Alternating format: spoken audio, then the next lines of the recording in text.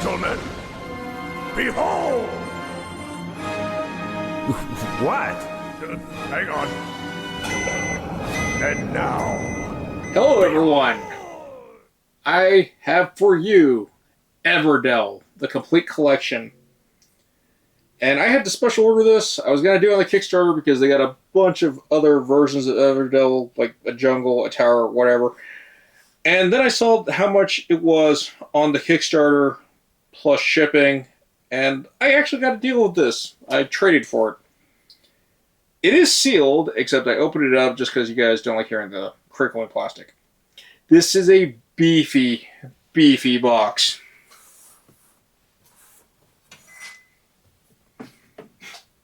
What do we got here? So, about 20 by 7 by 13. This is probably the largest box I've seen for like an all-in that isn't Dante Inferno Kickstarter nonsense. This is a really expensive product. This game is like $350 retail. I had store credit for this, so it didn't cost me as much, but it's still a very expensive thing. And the question is it worth it? Honestly, I don't know. So if you guys can tell me anything that's like, really, was this better than just buying the expansion that had value, let me know in the comments.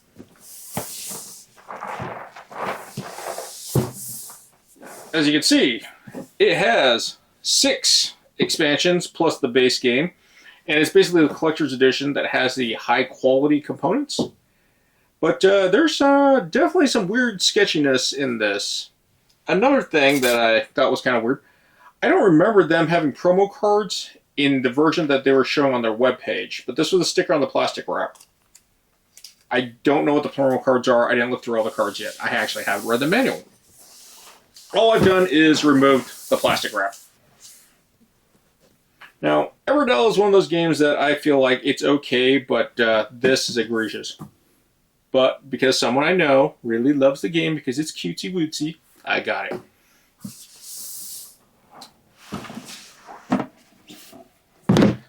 So, one of the things I really like is the box is a little bit thicker because they're smart about it. And honestly, this beige, I think that's actually pretty cool. This, I love, just for a stacking organization guide. And then, I don't know why they put this. If you're too dumb to assemble it, there's a YouTube video. I feel like that's a little insulting. We have a little advert book. We have the Get Everdell Digital Edition, which for some reason is just kind of expensive for what it is. And someone once told me that this company in general that makes Everdell, Star, whatever, they just are expensive. So it is what it is. As far as the premium components are going, this is cardboard. I was expecting, I don't know why I was expecting something a little bit thicker or wooden. And it's odd that they gave you the paper coins because there are metal coins. I did not see any like other tokens that were actually like metal besides the normal resources. So this just feels kind of weird to me. The cardboard still feels a little thin. And then we have this guild book. I dreaded this book because I read somewhere this was like 100 pages long and it just makes the game way too big with everything. It's actually a very well done book, and it's a beautiful book, but the art style of Everdell is very good. But the complete listing of all the components. Now, this little meeple thing, this confused me because this is a game for like 6 players, but it says right here there are 23 sets of 6 workers. And the diversity of like, I don't want to be this animal, I want to be that animal, that seems a little bit odd to me.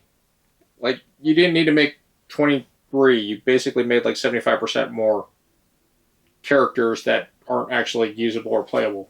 It's just a gee whiz thing. And I'm actually really confused if that's one of the reasons why this is so expensive. In general, the components, but this is a very nice book. This I was amazed by, this archive. I like the idea of this. It's every single card broken down and explained. If there's any questions, so that's very helpful. Starling Games. And then it gets weird.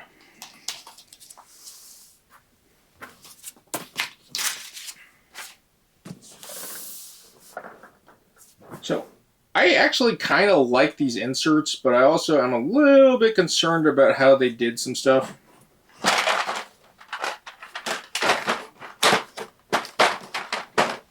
So, it's really nice that they vacuum trade and did the mold. I actually like this because of how it overlays with that and fits. I think that's a nice touch, but it doesn't really make sense in design. But the wooden tree, this is a better quality than I expected. I really like this. But I also think it's like, what, $30 if you got it as a add-on? So I don't know if that actually added to the value of it. On top of that, here's our absurd amount of 23 different animal meeples that you can only play with 6 with max at a time. It's very odd to me. Also, the scale of some of these animals. You got like this bear versus this monkey or toad. I don't know. It just seems insane. Like this spider is the size of a bear. Weird. So I don't know if making all these extra components justifies the cost. It's just a weird thing to do. And I'm also going to wonder if that's why all the expansions are expensive, is because they're like, hey, here's some more meeples you can play with. Then they have these smaller little boxes to make sure that it maintains and holds these plastic inserts. I believe this one is so some of the things you put together will be stored here so I don't have to take them apart all the time, kind of like Terrascape. I got to double check that. This I found insulting, actually, and it's not the components. One of the things is, so for the Complete Collection, there were these little bowls that are customized and fit in here, and it actually tells you that they cost extra. As stated here, fits the official deluxe resource vessels. So I imagine they fit in these shapes because there are specific molds, like one's an acorn. This is the Complete Collection, and they didn't include any of the deluxe stuff. That's kind of douchey. I'm glad they got metal tokens. They got the little rubbery feeling like snozzberries. They have these portal markers that are wood, but they don't have anything on them, and I'll get to that. But we still have the logs. I like these pearls. They actually have some good heft to them. And plastic pebbles. And then they say these are saddles. I don't know what they're for yet. And then like a 30mm D8 and D12. I don't know what's supposed to go in here. I'm guessing it's supposed to be some type of storage for boards or components. Because one of the things I hate when they do this is when they show it goes there, they don't show fully what everything goes where. I still think it's kind of shitty also not having the bowls, because just passing this around all the time is going to get really annoying. And then we have this weird tray at the bottom. I don't know if just having a thing for these stickers, because it's arts and crafts, for the amount of money you spent, and I know I'm probably asking a lot, but if you spent $350, I think these should have been already silk printed on the tokens. Making me center and put stickers on everything is, it's going to be a lot, and also I'm not going to have them perfect, and that's going to be annoying. We have a score pad. Hopefully that, you can download these, but it's just weird that it has its own special spot. And then you got this bag. It's actually a nice looking bag. As far as material, it's kind of cheap. And I was like, okay, that's kind of odd. Not exactly sure why they did this. But I want you to notice that this is just all plastic. All these inserts are plastic. And then we have this bottom one that goes to the bottom box, and it's already cracking because it's just thin plastic. But they lined it with felt. Yeah, that's even worse than I thought. And this is just to store all the boards. And this game's going to get huge. Like, why is the bottom tray of this lined with felt and everything else is not? The inconsistency throws me off, and it feels odd. Like, I forgot to show this. It's kind of hard to see, but this Everdell tray actually is molded to show what goes there. And that's a really nice touch. I just wish I had the trays. But yeah, having velvet lined and none of the other plastic trays are velvet lined, that's crazy. Just a really weird thing to do. Last but not least, we have all our cards. They put these foam blocks in. I like this because you actually can sleeve all your cards. I have no idea how many card sleeves I need, I imagine. I thought these were the promos, but these are dividers, so that's actually really well appreciated, especially since you got this clamshell lid. So that's pretty cool. And then the other thing I hate again about arts and crafts. Stickers. Tons of stickers for all the animal meeples. So we have 23, we have 6 of an animal and a frog and a turtle. So 23 times 8, plus the 9 animal tokens, the door tokens, and I got to put all these stickers in center. That is a monumental task that you are asking someone.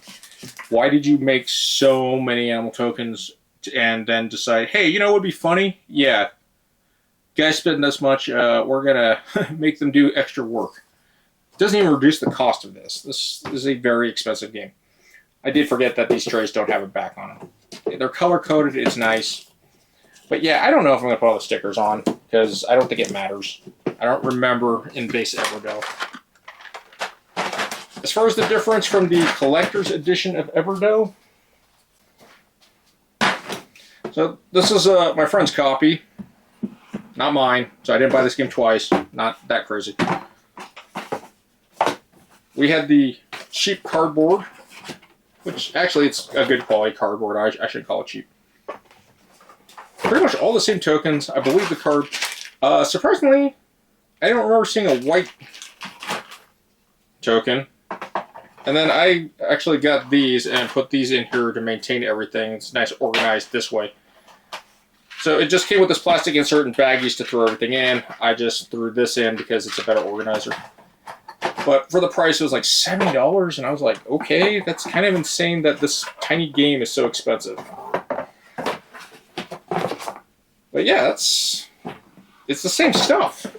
Just looks better, I guess. So the question really comes down to, am I satisfied with buying this? I guess. 6 expansions, and the retail prices for each of them added up to being like 400 something. And like I said, I got this off store credit.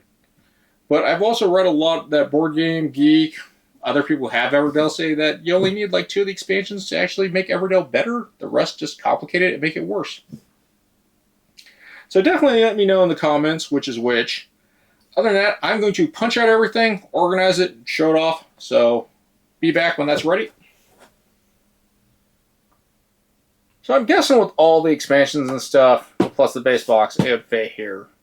And I'm just doing this as a comparison because there's a lot of wasted space in this box. I also do not understand why they gave me so many crack bags. It actually doesn't really make sense. And I'm kind of, per usual, my gripes, the repack of this is kind of absurd. I don't understand all the meeple stuff. I also don't like the fact that the way it's shipped, it's going to naturally get damaged over time. I already have this, and this is like brand new. This is all shipping because of how, instead of like, you know, making a good surface. In fact, you could have made another little box insert. There's this little ridge here. It's to prevent the books from slipping around, but obviously it's failing. It's only doing it with one. Very odd. All the cardboard components. I don't know where to put them. I thought the bajillion crack bags would like make sense, but there's really not a lot of space to put this stuff. And again, like the bowls and everything, I don't think this was good to do. I also think it's unfair that you charge this much to people and then say you got to buy the both separate on a complete edition. It just seems very disingenuous and kind of shitty to do. And if it's one of those dumb Kickstarter exclusive things, stop it. Like, I hate Kickstarter exclusives. The FOMO and what it does and how it tricks people and really doesn't add value to the consumer. It's really like some type of like brain damaged collector's reseller market. And if you're in that business model because you want FOMO and panic buying and do that, get some help, man. That's just not the way to do it. After looking at what this board is, I don't really like these boards. That probably shouldn't have made. This token bag shouldn't have been made. I feel like a lot of wasted stuff that wasn't even quality of life improvements. This whole velvet thing, if consistency. If you were gonna do this, it should have been done with everything. But you're trying to make this look like it's like some stupid expensive jewelry. The presentation is flawed. It's highly flawed and extremely pretentious. It feels like you're trying to trick someone into being like, oh, this is totally worth it. And I can see why people said this is like not a good thing and a trap. But there are people who love Everdell and be like, it's totally worth it. And I get it. I've bought many things that cost way too much and I don't think they're worth it. But unlike other people, I don't have sunken cost fallacy. I'm looking for value. Granted, it's probably because I'm Asian and my cheapness is kicking in.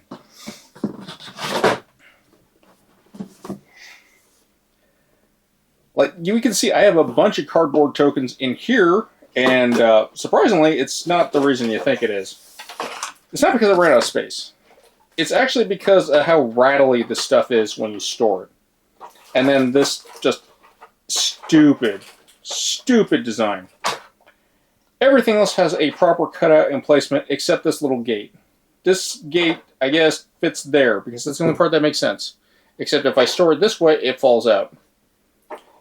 You have this lip here. You could have fixed that just by raising this and it wouldn't cause this problem. But instead, I gotta put all these tokens layered in here to level things out. And the people that think this is hilarious and funny because I rant about like, oh, it's just minor stuff. This is $350 of your money that was spent to buy something. And they couldn't take the friggin' like half a cent to actually fix or try to do stuff right. And this is the growing trend of problems that I have in the gaming industry. It's actually, you know, old man Ben's going to talk about the problems with reality in general. People are ripping us off. We let them rip us off. And it sucks. And then every once in a while, you will get someone, mainly someone like me, that is a crusader and believes that, no, the customer, we deserve our rights, we deserve to be treated well. And then, of course, you know, we'll just go down that route and become that, if we ever get successful, we'll become those villains. And I really don't want to do that. I'm all about, like, an honest product that's fair. I honestly believe that's the way things work. That's why I do my giveaways, and I don't ask for, really, like, anything else. I don't tell you guys, please subscribe, or blah, blah, blah, or anything. I'm trying to be fair and genuine. I don't want to rip you off. I pay for everything with my own cash, and I show it, or I borrow stuff from people that paid with their own cash. But I'm not sponsored. I don't shill. Other than that, thanks for watching. Take care of yourselves, and GG's.